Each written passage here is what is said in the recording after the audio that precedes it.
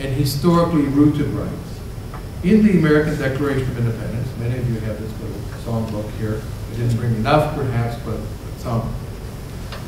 As a striking statement, we hold these truths to be self-evident that all men are created equal. I do not believe this is a gendered phrase. English talks about mankind, and it does not exclude the female portion of mankind, work of English. All human beings, how I take that to mean, are created equal. They are endowed by their Creator with certain unalienable rights. Not people like you and me, people who speak our language, members of our church, everybody. It's a very abstract formulation, not concrete at all. That among these, language is really interesting. This is worth reading carefully. In fact, just read it once, and you will distinguish yourself above almost all members of the United States Congress who have never read these documents. Actually, I know this for a fact. You talk to them, and the things they think are in it, it's staggering. That's why I always carry 2 copies, because when you hear someone say, oh, the Constitution says such and such, you say, oh, really? Well, show me. I'd like to see it. It's a nice way to end the conversation. That to secure these rights, not to give, but to secure. You only secure what you already have. Very important principle. To secure these rights, governments are issued among men, deriving their just powers from the consent of the governed. Notice that that's a doctrine of limited powers. It does not say deriving power from the consent of the governed, but powers, plural, very important distinction. And just powers, which tells you clearly some powers are unjust and therefore cannot be derived by the consent of the people. It's a very explicit doctrine of limited constitutional government. But in the process, abstract formulation, but one of the reasons it has rootedness, and here we come to Edmund Burke's support of the American Revolution and his criticism of the French Revolution, was that the Americans also rooted it in the historical experience of the English people. Magna Carta, Magna Carta, Magna Carta.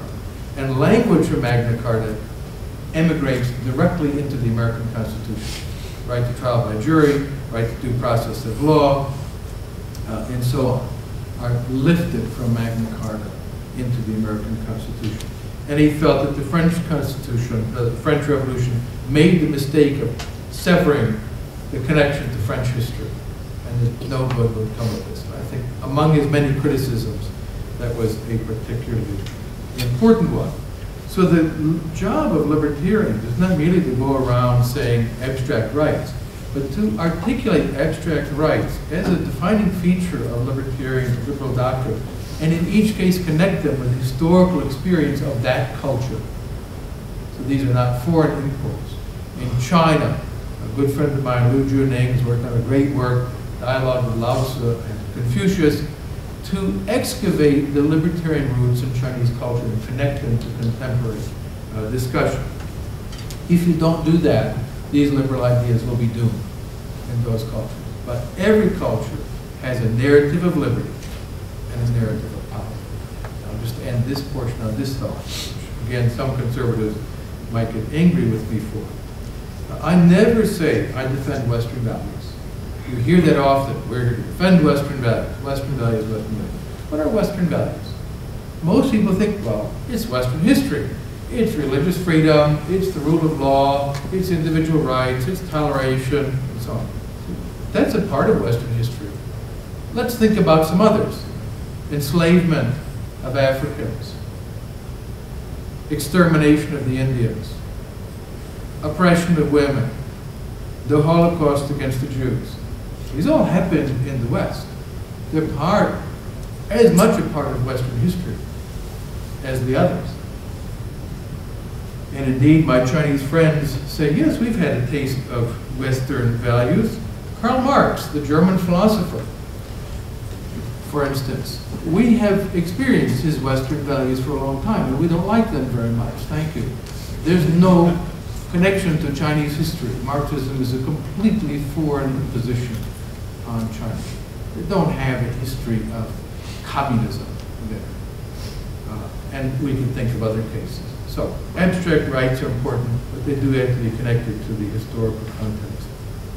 And as our time is running out, we'll just run through two other quick important points. And one is, it's important to intellectually respond to critics. I believe one reason why liberalism was almost exterminated at the end of the 19th and the beginning of the 20th century was because liberals conceded defeat. They did not take up the challenge of responding to the new ideologies that were replacing liberalism. Scientific socialism, nationalism, fascism, all these new isms. And the liberals didn't know how to respond to them. Partly because they had been so enamored of their own doctrines of the natural progress of mankind, they didn't know what to do when those things were undone. There's a passage that I'd like to read to you from the year 1900. E.L. Godkin, the great libertarian writer, who is the editor of The Nation. If any of you read The Nation, you'll be shocked. It was at one time a libertarian magazine. Later became a Stalinist magazine many years later, and now it's whatever it is. It's a socialist magazine, let's put it that way. And Godkin said in 1900, only a remnant, old men for the most part, still uphold the liberal doctrine. And when they are gone, it will have no champions. And he wrote something very chilling. We hear no more of natural rights, but of inferior races, whose part it is to submit to the government of those whom God has made their superiors. The old fallacy of divine right has once more asserted its ruinous power, and before it is again repudiated, there must be international struggles on a terrific scale. Every time I read that, I get a chill. He knew what was in store in the 20th century. Mass murder, warfare, slaughter on a scale never seen before in human history. For all the history of injustices, the 20th century really stands out. And he understood what was happening. There was no material necessity, as the Marxists would say, for this to happen. It was an intellectual collapse, in my opinion. Partly because the defenders of liberty did not know how to defend their doctrine, and they retreated in the face of the alleged moral superiority of all of these new doctrines.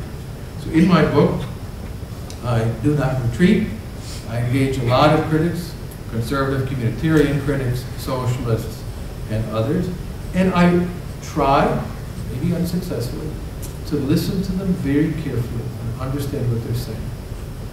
Learn from them, concede the good points that they make, the points that they score, but when I think they're wrong, to point that out. So I have a lot of art essays on analytical Marxism, on communitarianism, on social democracy, and so on. And then the final point, it's not enough just to sit around and talk.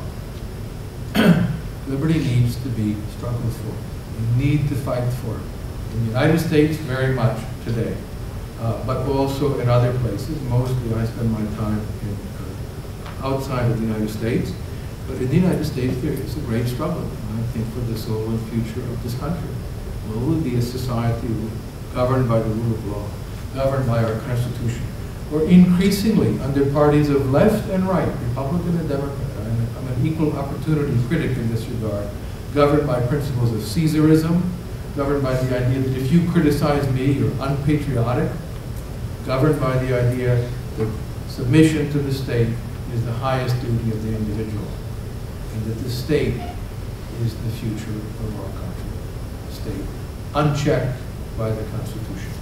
I hope that is not our future, but it will only be avoided if people are willing to stand up for their rights, for their liberties, for the rule of law.